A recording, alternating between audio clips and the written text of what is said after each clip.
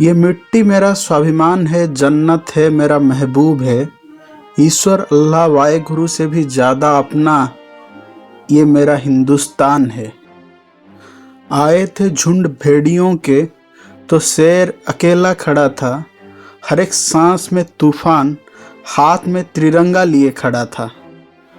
लहरा के आएंगे या लिपट के आएंगे माँ के आंचल से, ये वादा था खुद से।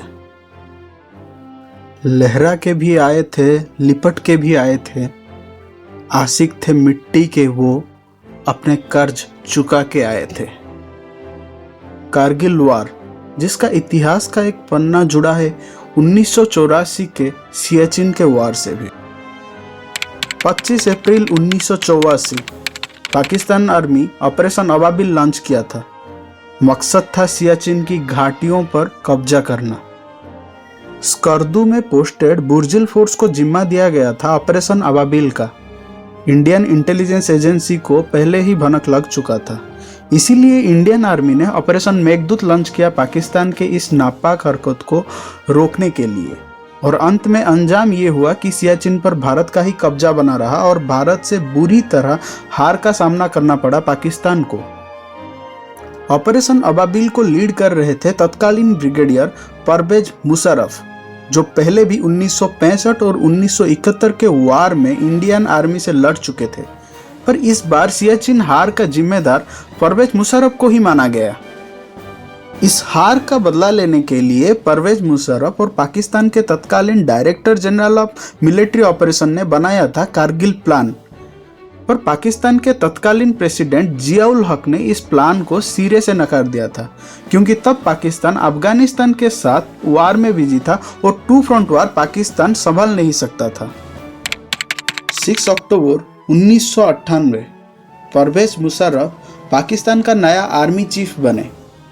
आर्मी चीफ बनते ही अपना सियाचिन का हार का बदला लेने के लिए मुशर्रफ ने अपने 3 करीब जनरल के साथ मिलकर फिर से कारगिल पर कब्जा करने का प्लान शुरू कर चुके थे। वो 3 जनरल थे: chief of army staff lieutenant general Mahmud Aziz Khan, force command northern area major general Javed Hasan, 10 corps commander lieutenant general Mahmud Ahmad.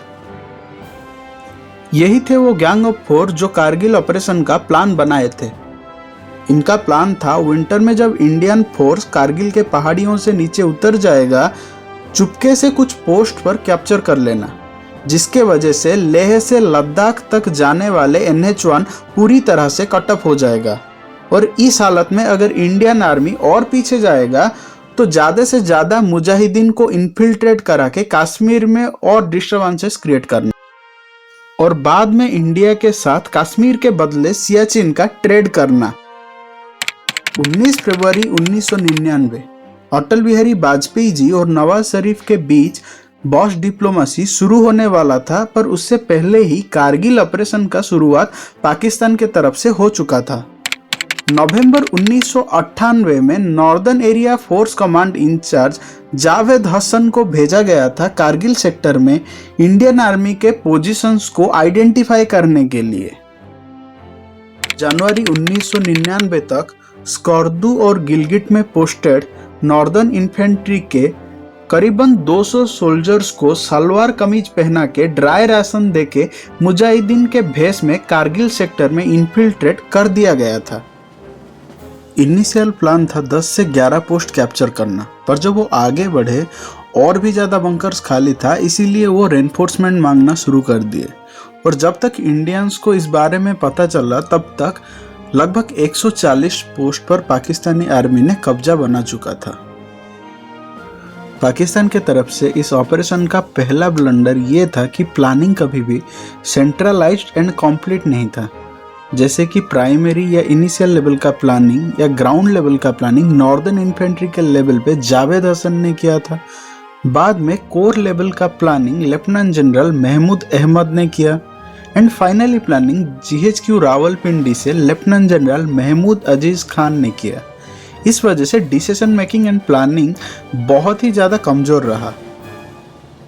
इस ऑपरेशन को इतना ज़्यादा सीक्रेटली हैंडल किया जा रहा था कि मिड मई तक बहुत सारे पाकिस्तान के हायर अथॉरिटीज़ को भी इस बारे में पता नहीं था। नवाज शरीफ को पहली बार ब्रीफिंग जनवरी 1999 में दिया गया, पर उन्हें तब स्कर्दू ले गया गया और कश्मीर और मुजाहिदीन के बारे में ब्रीफ कर दिया गया। फरवरी में नवाज शरीफ को दूसरी बार ब्रीफ किया गया, पर तब भी उन्हें डिटेल और सही जानकारी नहीं दिया गया। 16 मई 1999 को ISI कैंप ओजडी में एक सीक्रेट मीटिंग में पहली बार पाकिस्तान की कई higher authorities and Nawaz Sharif को पहली बार ऑफिशियली ब्रीफ दिया गया था कारगिल वार के बारे में। इस मीटिंग में प्रेजेंट थे तत्कालीन PM Nawaz Sharif, foreign minister Sartaj Aziz, gang of 4, minister for Kashmir affairs general Mujeed Malik, DGMI general Ehsan, defence secretary general Iftikhar, DGMO Tauqir Zia. इस मीटिंग को ब्रीफ कर रहे थे DGMO तोकीर जिया और जनरल अजीज। पर इस मीटिंग में जो मैप दिखाया गया था उसमें LOC का लाइन ड्रॉ नहीं था। इस वजह से आर्मी पोजीशन और बॉर्डर का सही जानकारी नहीं दिया गया एंड फिर से ये झूठ बोल दिया गया कि LOC के पार मुजाहिदीन है एंड उनके पीछे कुछ पाकिस्तानी आर्मी बेसेस का सपोर्ट है, जब रियलिटी में कोई भी मुजाहिदीन नहीं थे। सारे के सारे पाकिस्तान के रेगुलर आर्मी थे, 10 कोर और नॉर्दर्न इन्फेंट्री के। इस मीटिंग में ऐसे 3 लोग थे जिन्हें आर्मी के इस ब्रीफिंग पे गड़बड़ियां साफ नजर आ रहा था, और वो थे फॉरेन मिनिस्टर सरताज अजीज, जनरल मुजीद मलिक और जनरल इफ्तिखार। इस मीटिंग के बाद जनरल इफ्तिखार नवाज शरीफ से मिलके ये बताए थे कि कोई भी मुजाहिदीन नहीं है, ये सारे के सारे पाकिस्तान के रेगुलर आर्मी है जो कि LOC क्रॉस करके 10 किलोमीटर अंदर तक गए हैं। 18 एंड 19 मई को इंडिया और पाकिस्तान के बीच टेंशन बहुत ज़्यादा बढ़ चुका था। अटल बिहारी वाजपेयी जी और नवाज शरीफ के बीच कई बार बातचीत हुआ इस वक्त, पर बातचीत का कोई नतीजा नहीं निकला क्योंकि तब तक दोनों को ही कारगिल के बारे में पूरा और डिटेल जानकारी नहीं पता था। तब तक इंडियंस को भी इस बारे में डिटेल नहीं पता था कि असल में ये मुजाहिदीन है या पाकिस्तान आर्मी के रेगुलर्स। पहली बार कारगिल के डिटेल सिचुएशन का अंदाजा और पाकिस्तान आर्मी के कारगिल सेक्टर में घुसपैठ की सबूत सामने आया जब इंडिया के इंटेलिजेंस एजेंसी रॉ ने पाकिस्तान आर्मी चीफ परवेज मुशर्रफ और chief of army staff Mahmood Aziz Khan के बीच का बातचीत के रिकॉर्डिंग सामने लाए। पहला बातचीत था 26 मई 1999 का, जिसे रॉ के टेलीकम्युनिकेशन विंग ने सामने लाया था। दूसरा बातचीत का रिकॉर्डिंग सामने आया था 29 मई 1999 को, जो कि अहम सबूत था पाकिस्तान के कारगिल वार में इन्वॉल्वमेंट को लेकर। 29 मई 1999 को इंडियन मीडिया में ये बात पहली बार रिलीज हुआ कि कोई भी मुजाहिदीन कारगिल सेक्टर में नहीं है, ये सारे के सारे पाकिस्तान के रेगुलर आर्मी सोल्जर्स है। पर तब तक इंडियन आर्मी कारगिल सेक्टर को फिर से कब्जा करने के लिए फुल फ्लेज वार शुरू कर चुका था। आज के वीडियो में इतना ही।